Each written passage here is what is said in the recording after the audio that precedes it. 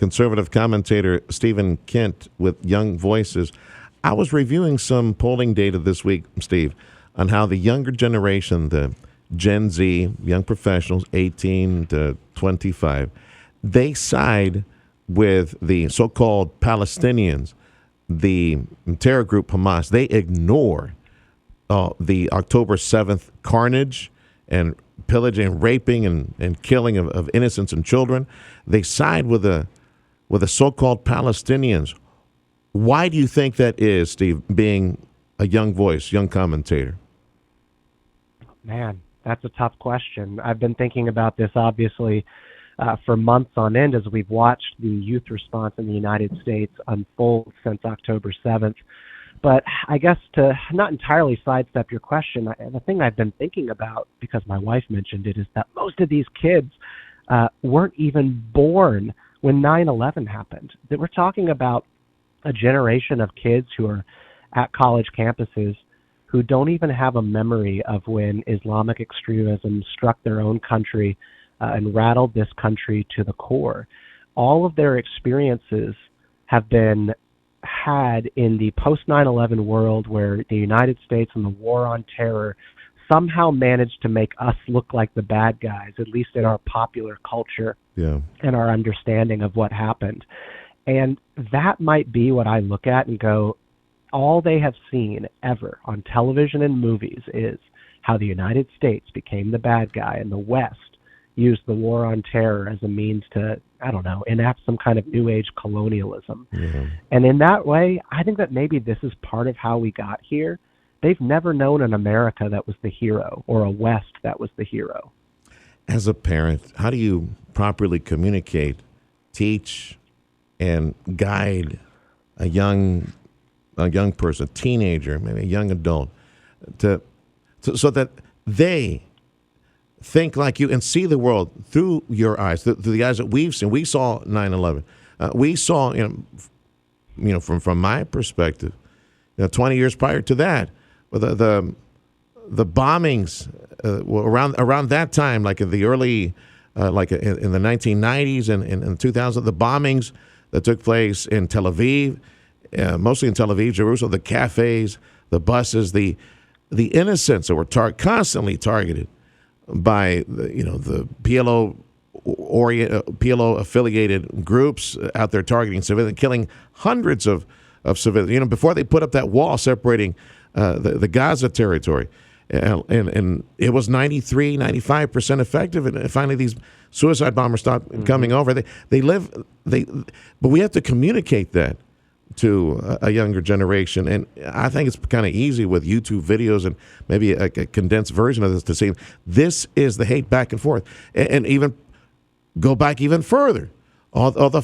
hijacked airplanes, the hijacked flights, and the hostage situations, and go back to the Olympics and how the Jewish team was captured and killed. This fight has been going on for a long time, but they're ignorant of all this and so easily manipulated by leftist, Marxist, anti-Semitic professors and faculty. And then when you got a bunch of money, some dark money behind this movement, pushing this at campuses all across the country, it makes us, seriously, I think it makes America look like idiots because our youth are so easily manipulated and ignorant.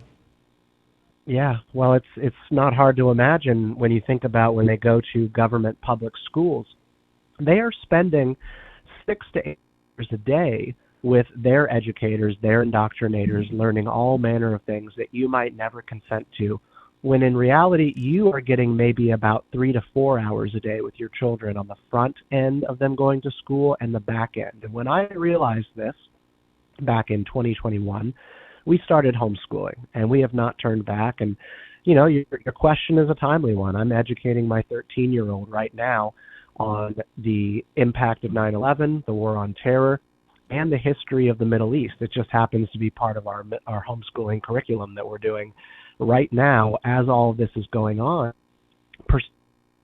Is everything, Sergio. Like when people, particularly kids, are able to understand how centuries old this conflict is, they stop thinking about it as like a modern phenomenon of a kind of injustice and start to properly think about it as tribal conflict that is centuries old that there is no state based on blocking highways and occupying college campuses. They their heads up their rear ends when they learn about this stuff. Yeah. At the moment, it's the social cause flavor of the week, of the month. And again, funded by individuals who hate America, hate Israel, hate the Jewish community, and they find willing dupes and saps to participate in these marches across campuses. I'm all for free speech and all that, but taking over college campuses like this, taking over private property, going to politicians' people's houses, these punks who should be concentrating on final exams at the moment, if they fail, they fail. And I'm in favor. You abuse your privileges at a university campus, you get kicked out. You should be kicked out for something like that. That's where I stand. Yeah, primarily a public university. Yeah. This complies very much with Title VI law on non-discrimination based on sex, gender, place, and all that kind of stuff, ethnicity. These protests violate in the public university context Title VI, which would not be tolerated if these protests were directed towards any other ethnic or protected. Okay, that's something. But it is able to be directed at Jews as long as they use the word Zionist. And that these people who are leading these protests, it is not Zionism that is their concern.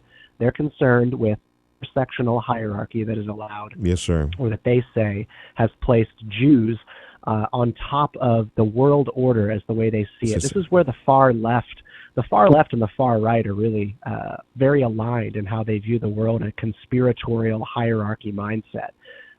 They view success as a conspiracy, and that's where the far left has basically gotten off on calling Jews white. And if Jews are white, then they're the enemy. It's just jaw-dropping amazing how some professors, they're not allowed back on campus because they're Jewish. Some students being told, you stay home, you can't show up here because you're Jewish and you might get hurt, and there's no protection, no safety for them. It's amazing how modern times mirror just a generation and a half, almost 2 generations ago.